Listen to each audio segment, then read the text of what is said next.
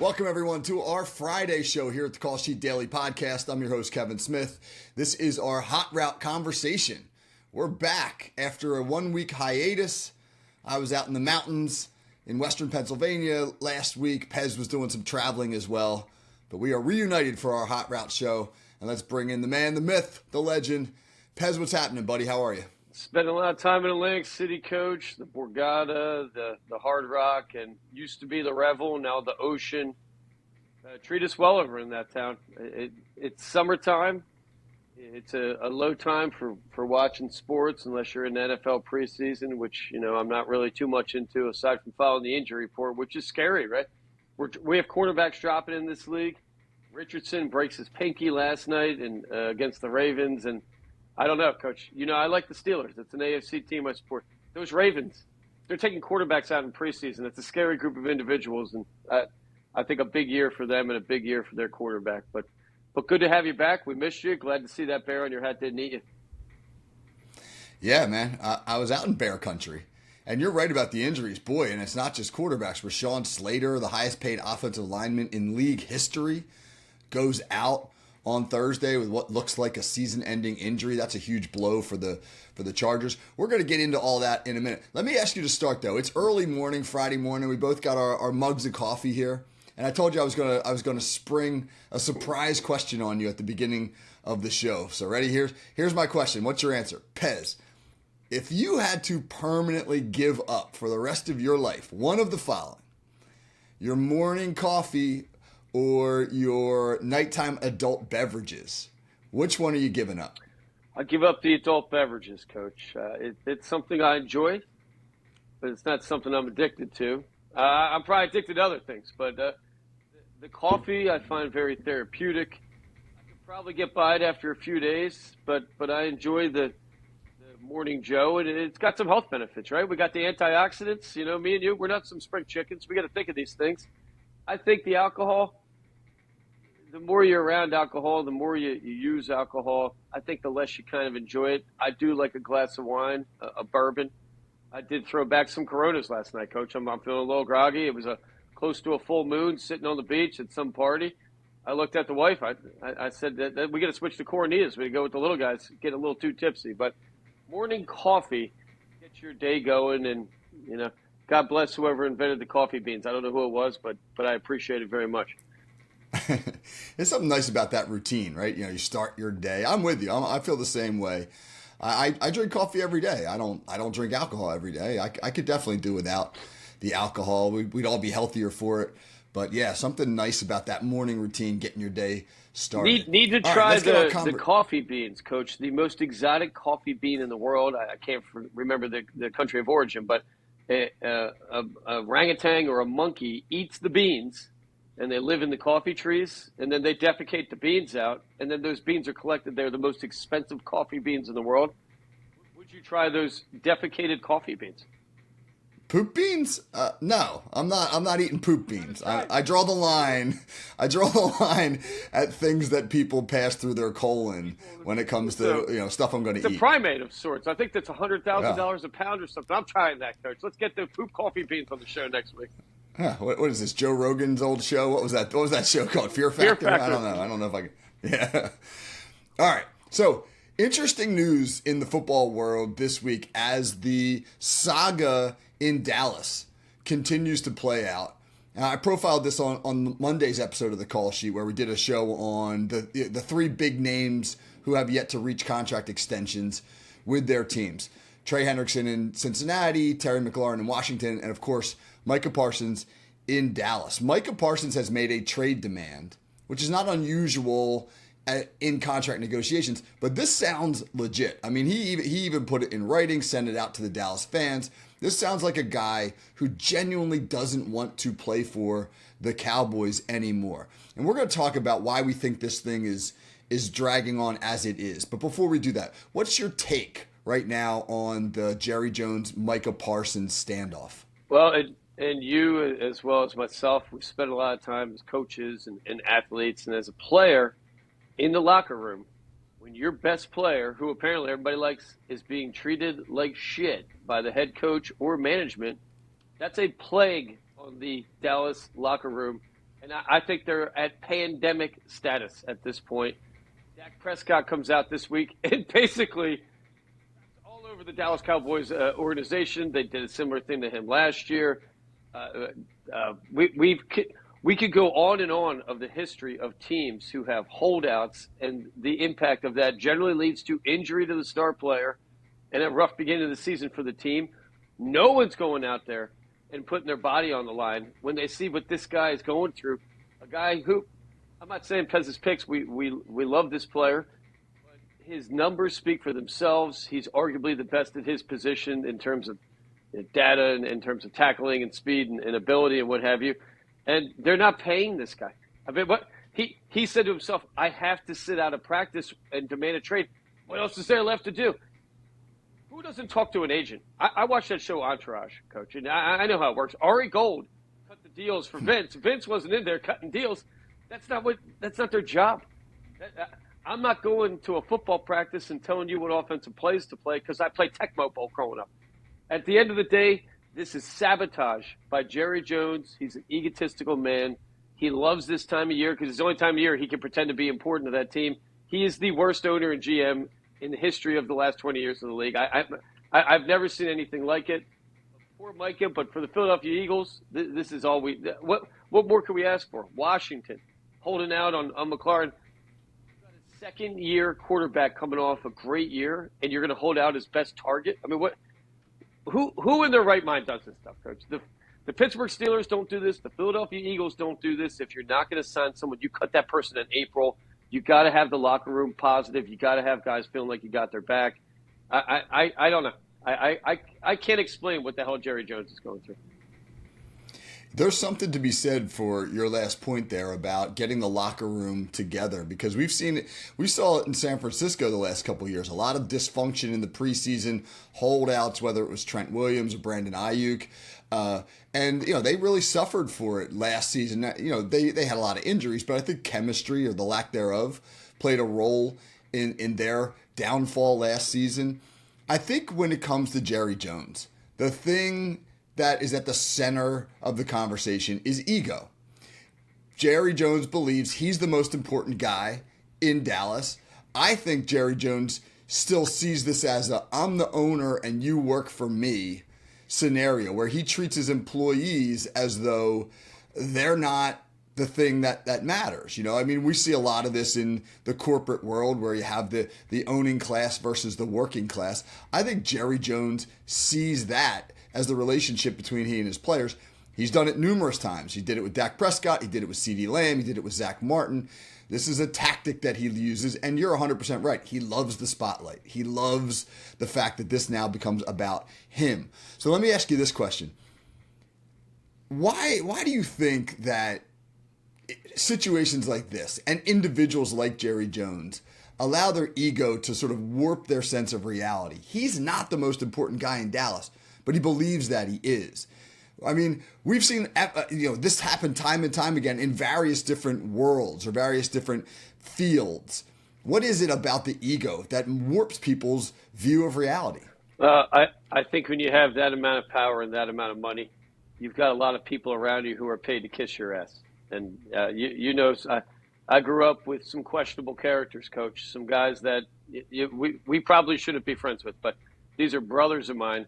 And if I acted like Jerry Jones, these guys who pull me aside if needed, they punch me in the face, right? They tell me, what's wrong with you? Well, where'd you come from? What are you doing here?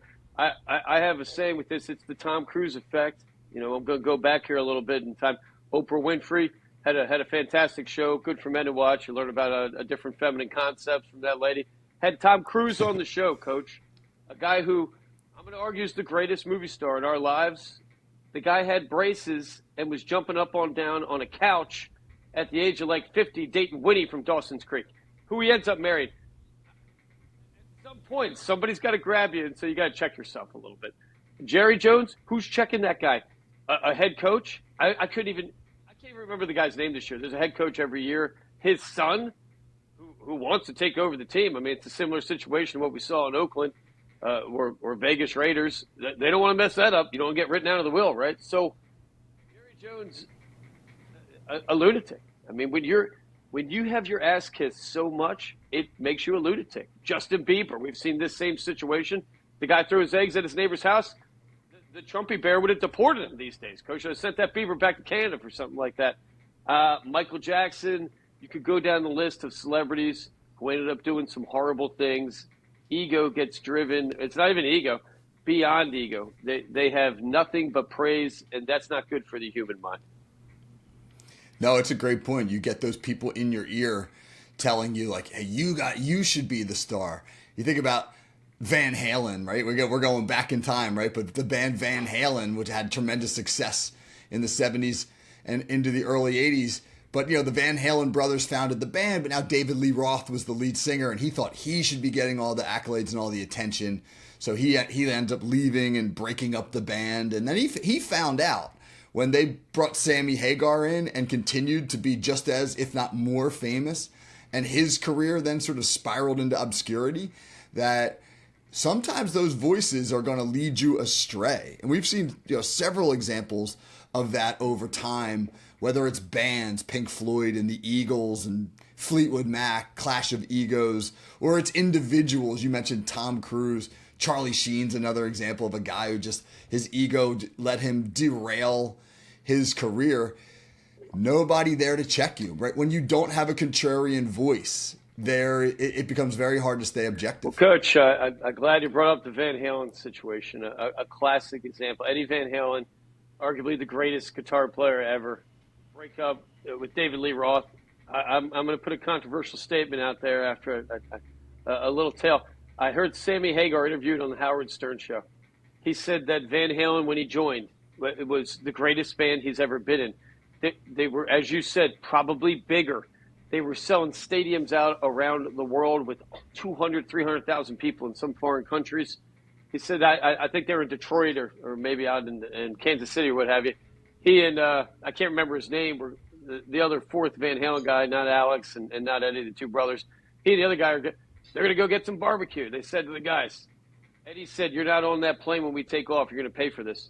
So Sammy says, oh, well, Eddie's always threatening people. I didn't pay much attention. We got back. He said, we took an extra hour. We get on the plane. He said, he's just sitting there with his guitar, didn't lift his head. They take off. 10 minutes after being in the air, Eddie freaks out, says, I'll take the whole fucking plane down, starts trying to get the door open, Coach. He's going to rip the door open to take the plane down because Sammy Hagar made him wait an hour. For the rest of that world tour, they had to have two private planes. The Van Halen boys on one plane and Sammy and the other guy on one plane. He said that was it. So the guy was going to kill everyone on the plane to prove that he had the biggest ego. He was the biggest star. And at the end of the day, I contend Sammy Hagar Van Halen better than David Lee Roth Van Halen, Coach. I'm just going to put that out there. I think the songs are better. I think the music quality is better. Though I love David Lee Roth. I think of him a little bit more of a comical kind of rock star, a little bit more crazy. But I still love that guy. That sounds like a future hot route conversation. What are the different incarnations of certain bands or et cetera? What was better? I like that. I will have to put that on the back burner. But you're right. We have to. You and I and most people, the vast majority of people on this planet, live in a world where we can't afford to allow ego and a bunch of sycophants to drive our decisions. Nobody's interested in being that person for us. Our lives, I guess, aren't influential enough. We don't have the power and the money. But the power and the money changes the reality. There's no doubt about that. And we're seeing it in Dallas with Jerry Jones. And the guy's been making bad decisions for 30 years. Once he blew up, they had that run in the early 90s. They won those 3 Super Bowls. Jerry Jones became bigger than the Cowboys or began to perceive he was the Cowboys. And they haven't been successful since. And they're not going to be successful this year. All right, let's move the conversation to you had a fascinating week, Pez. Fascinating week. You joined the ranks of those who went viral in the social media world. And I know you're not a big self-promoter in that regard, but you put out an Instagram video about the casinos. I'll let you talk about it in a second. That's got over 9 million views and has been shared, globally now. Tell us a little bit about what you were talking about there, because we're going to transition the conversation into the betting season as football now really kicks off. We're going to get into betting. How did you blow up with your viral videos? Well, to start, Coach, I don't want people to think I've got Jerry Jones syndrome. I married a hot Sicilian woman who tells me on a daily basis, if needed, you suck. Okay, so I think everyone needs that at times. My son told me I think you could have done a little better on this video. So the Sicilians keep you in check. The people that love you keep you in check. So before I start patting myself on the back, I want to remind everybody that I lived that life and I appreciate it. You can't have everyone kissing your ass. How did we blow up?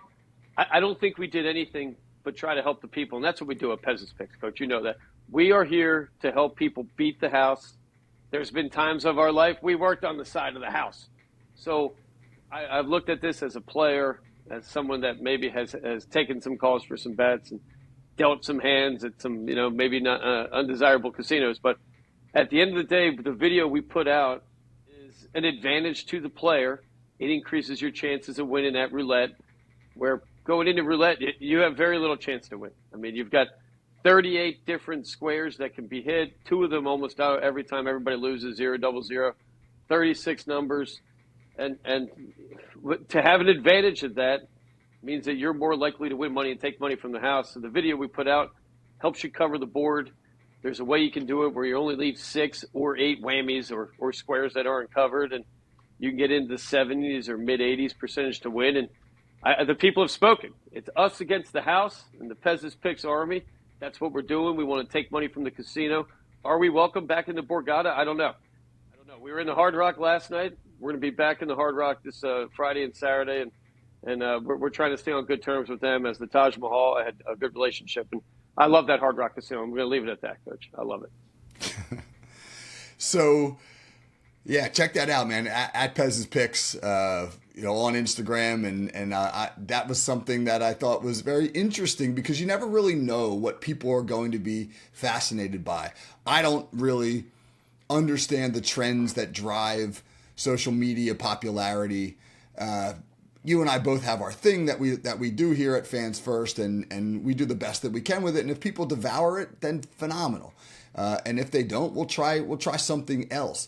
But obviously, there's some interest in the gambling world. Some of the things that you're talking about, whether it's roulette, I think you got one out on blackjack as well. We're getting into the betting season, though, man. Absolutely. This is really the time of year where the American male, in particular, but women as well, get jazzed up to start betting some football. I mean, preseason's kicking off, and we're about to get rolling. So give us some of your early thoughts from a betting perspective on the 2025 season. Well, when we talk casino gambling as well, or even NFL, females are gambling more than they ever had. And I think that gambling is on everyone's mind because now it's legal. We have celebrities that are promoting this. Every other commercial is Tom Brady, Kevin Hart, or LeBron telling you to bet a parlay. The casinos, and we both grew up near Atlantic City, they use psychological gimmicks to get you to come to the casino, and when you're in the room, to keep putting money in those machines or on that table. Is that legal? It is, but it's also legal for them to have a greater percentage to win in all those games than the player. We have the right as players to do whatever we can to make that advantage ours or to decrease it and make it at least a 50-50 battle. Now, the casino has its own rules. You're not allowed to do what we talked about in our blackjack video, which is it counting cards? We call it whatever you want. It's keeping a running tally of the number of 10 cards and aces left in the deck, and you want those cards in the deck because that forces bust by the dealer.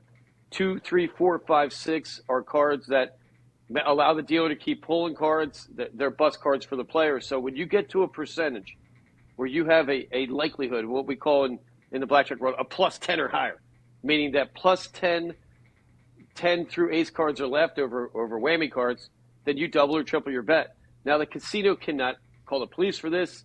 Luckily, anymore, they can't beat you up and break your knuckles. I've been pulled into a couple hallways, Coach. It's a terrifying thing. They have large individuals that work security, but they can ban you, but they have to give you your money.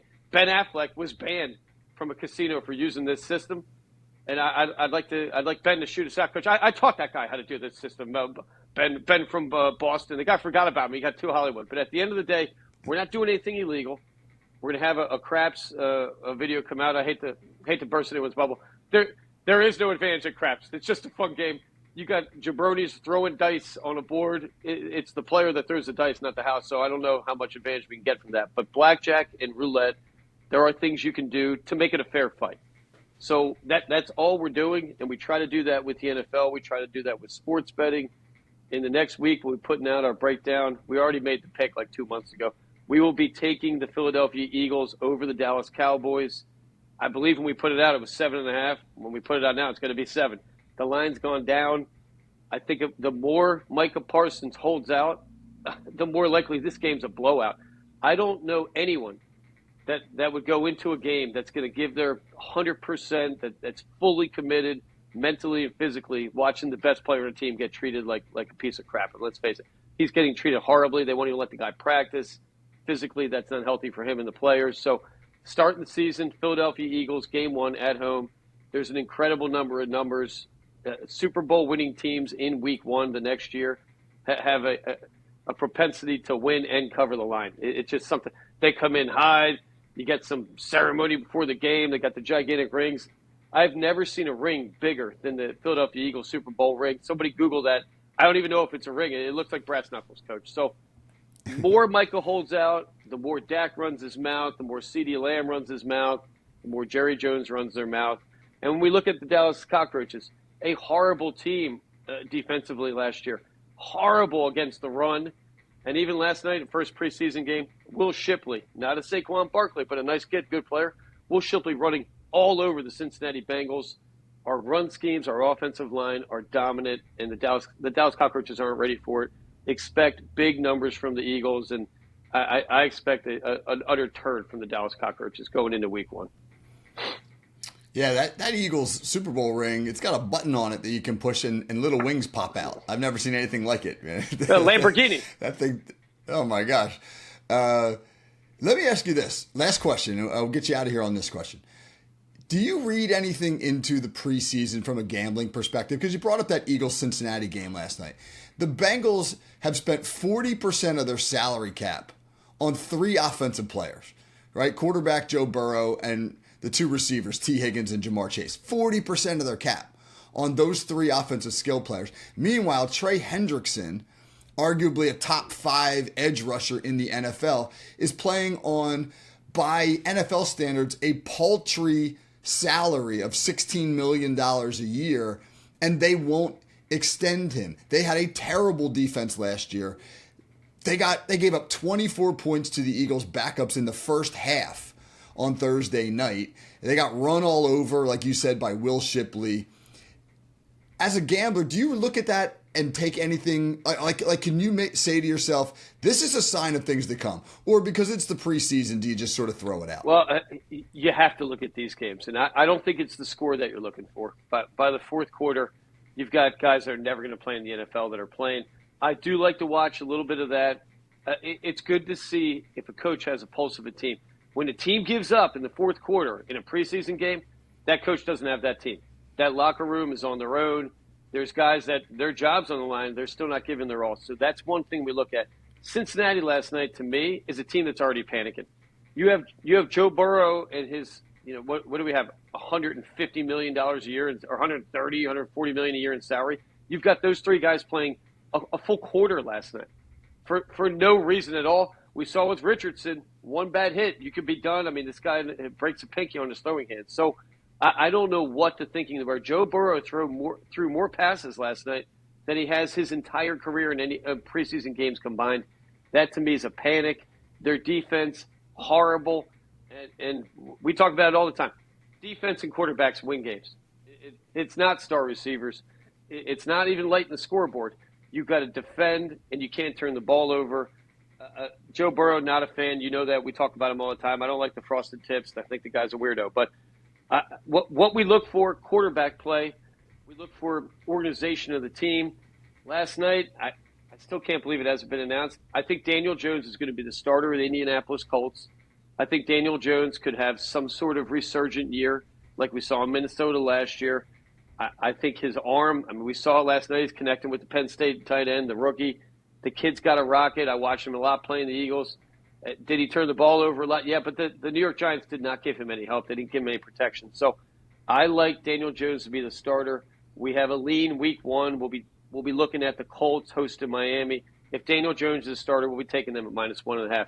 If it's Richardson, we won't be touching that game. That's a turnover machine, and I think Daniel Jones at this point is a better quarterback in that room, and I think we'll see that announced in the coming days.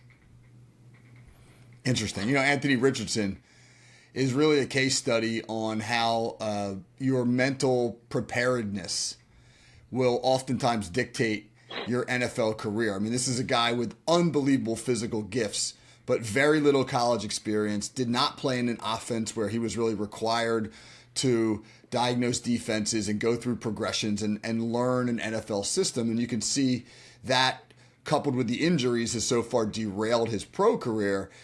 Really interesting game tonight as the Cleveland Browns kick off their preseason. Shedeur Sanders will be their starter in that preseason game. And there are some similar narratives about him in that parallel the Richardson narrative. He's got much more experience coming to the NFL, but lots of struggles in the interview process, being able to talk about concepts and diagnose defenses and those types of things. It'll be really interesting to see what he's able to do in his preseason debut in Cleveland. And I know you're friendly with Cleveland's coach, Stefanski, and I hear a great guy. What the hell is going on in Cleveland, Coach? Shedeur driving some, I don't know, a Bugatti or something, gets pulled over in camp going like 150. The guy should have gone to jail for a night or two. I have theories on what's going on tonight. This is a coach who didn't want to draft this guy. They take Gabriel and then they take Shedeur. That's a GM owner pick for whatever reason, maybe a connection to primetime, maybe to sell seats. I don't know what the hell it was. I think this is a coach that is going to put that guy out there to fail. I think Shedeur is going out tonight to get smoked so that from this point on, there's nobody yelling Shedeur from the stands. You don't have pressure from the GM or pressure from the owner saying, oh, maybe you got to try this guy. He is not an NFL-ready quarterback at this point. He was not out of college. They didn't draft him for that reason. All the other BS reasons had nothing to do why he wasn't drafted. The kid is not an NFL quarterback at this point, and that's why he fell. There are crazy dads. They're even worse than primetime dads, pressure, whatever you want to call it. The NFL takes players regardless of their family if they can play. And that kid, lucky to go 5th round, in my opinion. I don't think he's got the size. I don't think he can read defenses, doesn't have the accuracy at this point. Could he grow into that? Possibly. But I think this tonight is to clear the air, and then the other 3 quarterbacks are going to get their turn to decide who the starter is going to be. I think Joe Flacco, if he's a starter, then this is another team that we look at. I like Joe Flacco. He's a Jersey boy. Currently, Carolina's laying 6.5 to Cleveland. I'll take Joe Flacco in that defense, getting 6.5 in Carolina. That's a game that we're pinpointing if Flacco's named the starter in the coming week or two. Yeah, that's going to be a fascinating situation to watch unfold. It's Deion's birthday tomorrow, though, Pez. That's my favorite guy. He's gone through some struggles with his health. I love him. So maybe his son will surprise people and give him a great birthday present tonight. Prime time, the most exciting NFL player I have ever seen, Coach. The guy, I've never seen a guy have the ability to change a game on a dime like prime time. When he'd go back for those punts and he'd start doing his dance, I remember my buddies and I, we're going back about 20, 25 years here. The whole room would light up. We'd start doing side bets. The amount of punts and interceptions he ran back, I have never seen a defensive player take half of the field. Half of the field was out of a quarterback's range. Whatever side he's on, you couldn't throw the ball there. He had an athletic ability that was beyond NFL status, and to say that's shocking. I believe he says he ran a sub-4 140, which I believe. I've never seen a more dominant guy. I love the dude. But at Pez's Picks, it's money first, Coach. I bet against my mother if she was playing tonight. So I love Deion, but Shedeur, not a good play. I'm not recommending to bet this game either. I've got a buddy, the Action Man. I think you know his regular name as well. This guy had a 3-team parlay going last night on preseason NFL. That's the mad scientist. We love him for it, but not wise. Not wise. Well, betting season is here, ladies and gentlemen. So let's buckle in. We're going to have it all covered here on the Hot Route every Friday with Pez from Pez's Picks. Pez, fun conversation, man. Go enjoy your day. Will too, Coach, and go Birds. All right, that is our Hot Route episode. So for Pez from Pez's Picks, This is Coach Kevin Smith. Hope everybody has a great weekend. And when we're back on Monday, there'll be some actual football to talk about. All right, take care.